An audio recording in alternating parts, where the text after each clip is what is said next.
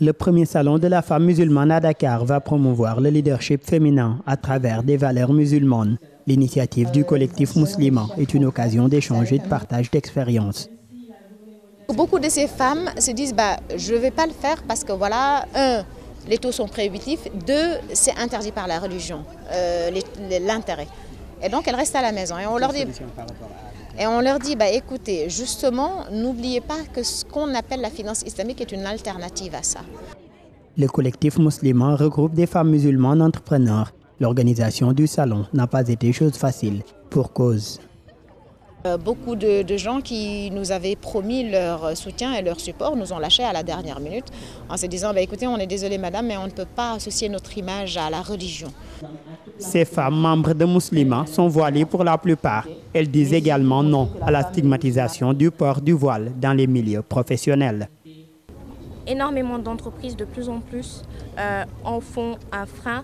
J'ai eu à rencontrer des jeunes femmes qui se sont vues dire dans des entretiens d'embauche qu'elles ne seront sûrement pas rappelées à cause du voile.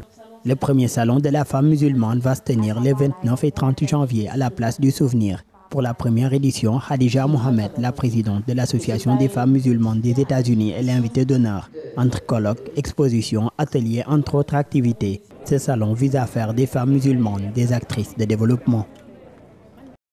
Par rapport à toute cette violence au nom de l'islam, nous disons d'abord non. C'est une trahison du texte, c'est une trahison de nos principes de base. L'islam est une religion de paix, une religion de tolérance et l'exemple du prophète sallallahu alayhi wa sallam dans sa vie nous l'a montré. Ensuite, non, nous n'avons pas à nous excuser parce que nous sommes musulmanes, parce que ce n'est pas au nom de notre islam.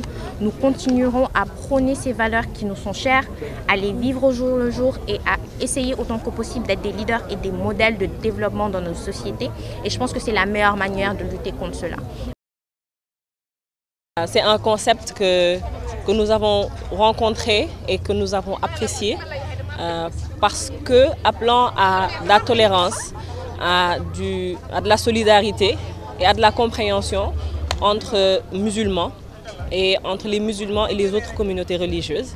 C'est une dame du nom de Nazma Khan qui vit aux États-Unis qui a créé le World Hijab Day pour dire non aux discriminations des femmes musulmanes, pour dire non aux discriminations des femmes voilées, pour dire que le voile n'est pas une oppression, le voile n'est pas un signe d'infériorité, c'est un habit religieux dicté, prescrit par notre religion, l'islam, et que nous portons fièrement. Et le lundi 1er février, c'est d'inviter les musulmanes et les non-musulmanes à porter le voile.